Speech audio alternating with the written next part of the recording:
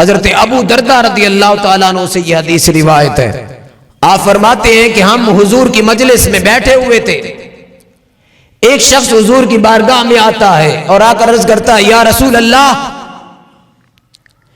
کوئی بندہ جو زندگی بھر اپنے ماں باپ کی خدمت کرتا رہا، اپنے ماں باپ کی اطاعت کرتا رہا، ان کے ساتھ حسن سلوک سے پیش آتا رہا، اب وہ ماں باپ اس دنیا سے کوچ کر گئے، ان کا انتقال ہو گیا، دونوں ماں یا باپ دونوں یا ان دونوں میں سے کوئی ایک، یعنی یا باپ چلا گیا یا ماں چلی گئی، باپ فوت ہو گیا یا ماں فوت ہو گئی.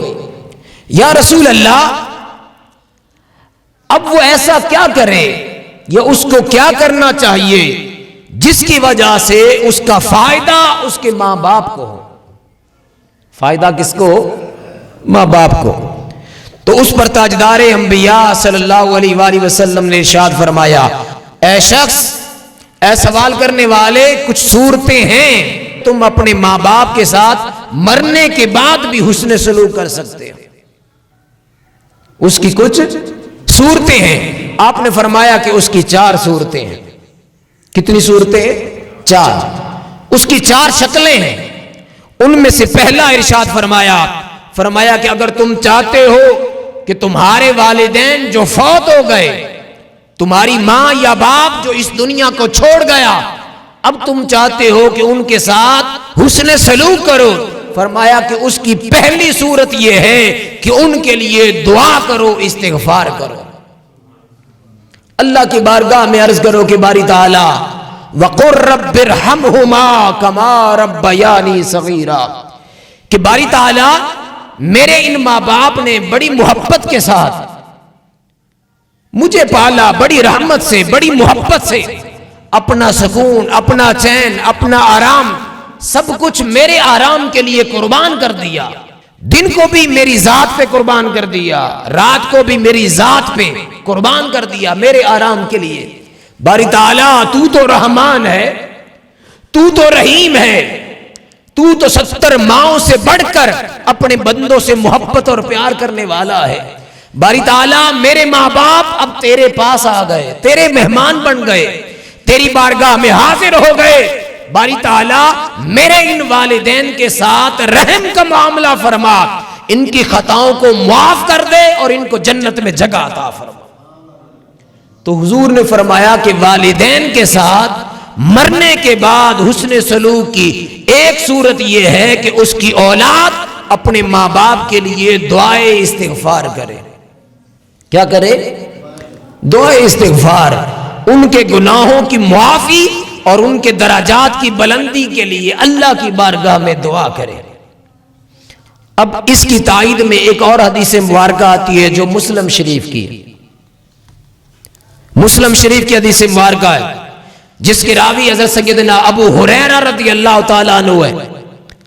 آپ فرماتے ہیں ان رسول اللہ صلی اللہ علیہ وسلم قال، کہ نبی مکرم صلی اللہ علیہ وسلم نے ارشاد فرمایا اذا مات الانسان، جب انسان مر جاتا ہے، جب انسان فوت ہو جاتا ہے، اس دنیا سے جب کوئی چلا جاتا ہے، چاہے وہ مرد ہو چاہے عورت ہے، بوڑھا ہے جوان ہے، جو کوئی بھی جب اس دنیا سے چلا جاتا ہے، اذا مات الانسان، جب وہ مر جاتا ہے، انقطع عنہ عملہ، اس کے مرنے کے بعد اس سے اعمال کا سلسلہ ختم ہو جاتا ہے. اب مرنے والا اگر چاہے کہ میں نماز پڑھوں تو وہ نہیں پڑھ سکتا. مرنے والا کہے کہ اب میں روزے رکھوں تو وہ نہیں رکھ سکتا.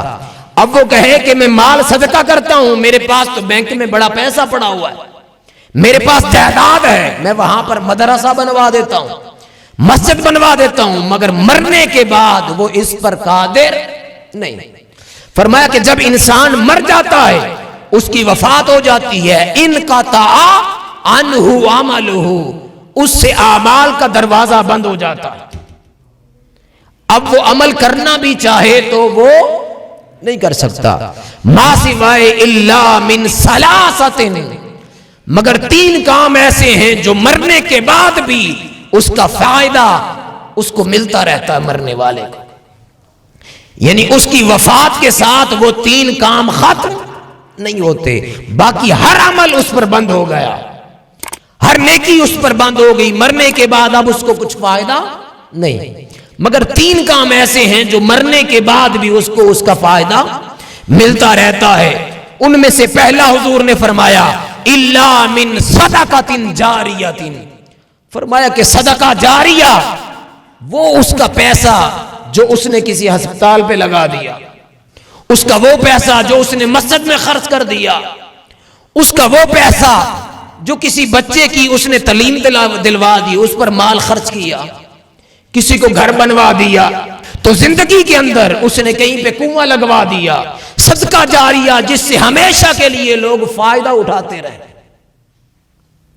اٹھاتے رہے. مرنے والا مر جاتا ہے مگر اس کی وفات کے باوجود وہ جو اس نے صدقہ جاریہ کیا تھا، یعنی ایسا عمل اور ایسی جگہ پر اس نے اپنا پیسہ لگایا تھا کہ اس کے مرنے کے بعد بھی اس سے لوگ فائدہ اٹھا رہے ہیں، تو مرنے کے بعد اس عمل کا ثواب اس مرنے والے کو ملتا رہتا ہے، وہ ختم نہیں ہوتا. اور اس کے بعد حضور نبی اکرم صلی اللہ علیہ وسلم نے فرمایا او علم ينتفع به، فرمایا کہ وہ علم جس سے لوگوں کو نفع ہو. وہ دنیا کے اندر علم سکھاتا رہا. یہ علم کئی طرح کا ہے. ایک علم یہ ہے جو کسی ادارے میں کروایا جاتا ہے، آپ بچے کو اسکول بھیجتے ہیں، مدرسہ بھیجتے ہیں، وہ استاد اس بچے کو علم سکھاتا ہے. ایک یہ صورت ہے کہ آپ استاد ہیں اور دوسروں کو آپ علم سکھاتے ہیں، ایسا علم جس سے دوسروں کو فائدہ ہو، دوسروں کو نفع ہو. اگر آپ کاریگر ہیں، آپ کے پاس بچے سیکھنے کے لیے آتے ہیں، آپ ہنر سکھاتے ہیں، یہ بھی ایک علم ہے، اس سے اس کو فائدہ ہوگا، وہ اپنے گھر والوں کے لیے روزی روٹی کما سکتا ہے. ایک بچہ ہے وہ کسی ورکشاپ پہ جاتا ہے، اس کا استاد اس کو اچھا ورکشاپ کا کاریگر بنا دیتا ہے. نیت یہ ہے تاکہ اس کا فائدہ ہو، یہ نہیں کہ جب میں گزروں مجھے سلام کرے، یہ نہیں کہ میرا فرما بردار بن کے رہ جائے. نیت یہ ہو کہ میں جس کو سکھا رہا ہوں کل یہ اپنا بھی فائدہ کر سکے اور اپنے والدین کے لیے بھی فائدہ مند ہو جائے. تو یہ علم کی مختلف صورتیں ہیں. ایک وہ ہے کہ آپ استاذ بن کے پڑھاتے ہیں سبقن، اور دوسرا یہ ہے کہ آپ کسی بھی مقام پر ہیں، وہ ہنر آپ کو آتا ہے، آپ کسی کو سکھاتے ہیں، تو یہ بھی ایک علم کی صورتیں ہیں. فرمایا کہ وہ علم جو آپ نے کسی شخص کو دیا اور مر گئے، اس دنیا کو چھوڑ گئے، مگر وہ علم جو آپ نے دوسروں کو دیا، آپ کے مرنے کے بعد اس علم کا فائدہ آپ کو ملتا رہے گا، اس علم کا فائدہ آپ کو ملتا رہے گا. انسان مر جاتا ہے مگر اس کا فائدہ مرنے والے کو مرنے کے بعد بھی ملتا رہتا ہے. اور تیسرا حضور نبی اکرم صلی اللہ علیہ وسلم نے فرمایا او ولد صالح یدعو لہ، فرمایا کہ وہ نیک اولاد جو وہ اس دنیا میں چھوڑ کے گیا، وہ نیک اولاد جو اپنے والدین کے لیے دعا کرتی ہے. فرمایا کہ مرنے کے بعد بھی جب اولاد اپنے والدین کے لیے دعا کرتی ہے، اس کا فائدہ مرنے والے کو ملتا رہتا ہے، مرنے والے کو ملتا رہتا ہے. تو حضور نبی اکرم صلی اللہ علیہ وسلم نے کیا فرمایا کہ اگر تمہارے والدین فوت ہو جائیں، ان سے اگر آپ حسن سلوک کرنا چاہتے ہیں تو اس کی پہلی صورت کیا ہے کہ آپ ان کے لیے دعا کریں، دعائے استغفار کریں، اللہ کی بارگاہ میں التجا کریں کہ باری تعالیٰ میرے ان ماں باپ کے ساتھ رحم کا معاملہ فرما، ان کی خطاؤں کو معاف کر دے اور ان کو جنت الفردوس میں جگہ عطا فرما، جنت میں جگہ عطا فرما. اور پھر یہی نہیں، حضرت ابو ہریرہ رضی اللہ تعالیٰ عنہ فرماتے ہیں، آپ فرماتے ہیں کہ جب انسان مر جاتا ہے، فوت ہو جاتا ہے، اس کے کندھوں پر گناہوں کا بوجھ ہوتا ہے. وہ گناہوں کا بوجھ لے کر مرا تھا، مگر جب قیامت کے دن اٹھے گا تو اس کے کندھوں پر کوئی بھی گناہ کا بوجھ نہ ہوگا. مرا تھا تو گناہ کی حالت میں تھا، مرا تھا تو اس کے کندھوں پر گناہوں کا بوجھ تھا، گناہوں کے بوجھ تلے اس کی وفات ہوئی، مگر قیامت کے دن جب اٹھایا جائے گا اس کے کندھوں پر گناہوں کا بوجھ نہیں ہوگا۔ صحابہ کرام عرض کرتے ہیں یا رسول اللہ یہ کیسے ہو گیا؟ مرا تھا، گناہگار تھا، مگر جب قیامت کے دن اٹھے گا تو اس کے کندھوں پر گناہوں کو بوجھ نہ ہوگا۔ صحابہ عرض کرتے ہیں یا رسول اللہ یہ کیسے ہوا؟